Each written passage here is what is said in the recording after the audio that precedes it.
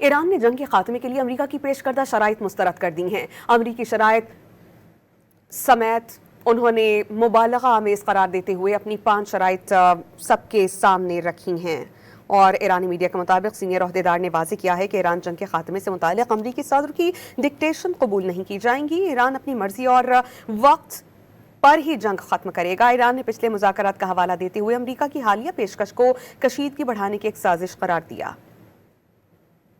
ایران نے جنگ بندی کے لیے امریکی شرائط ماننے سے انکار کر دیا۔ ایرانی پریس ٹی وی نے معاملے سے آگاہ ایک عہدیدار کے حوالے سے بتایا کہ امریکی شرائط مبالغہ آمیز اور جنگ میں امریکی شکست کی حقیقت کے برخلاف ہیں۔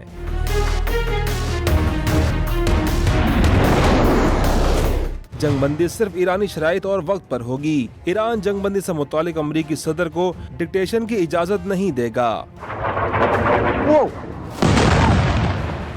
عہدیدار کے مطابق ایران کی پہلی شرط ہے کہ قیادت کے قتل اور حملوں کا سلسلہ بند کیا جائے۔ ایران نے دوسری شرط رکھی کہ ایسا ٹھوس میکینزم بنایا جائے کہ ایران پر جنگ دوبارہ مسلط نہ ہو۔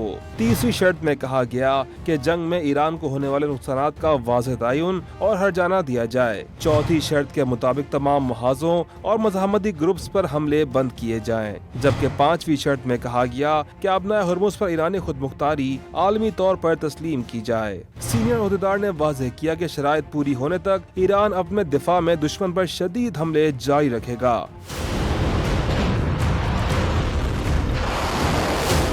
انہوں نے زور دیا کہ پچھلے 2 مذاکرات میں بھی امریکہ نے کبھی بامعنی بات چیت نہیں کی، بلکہ اس کی آڑ میں جارحیت کی گئی۔ اسی لیے حالیہ پیشکش جو خطے کے ایک دوست ملک کے ذریعے بھیجی گئی، کشیدگی بڑھانے کی سازش کے سوا کچھ نہیں۔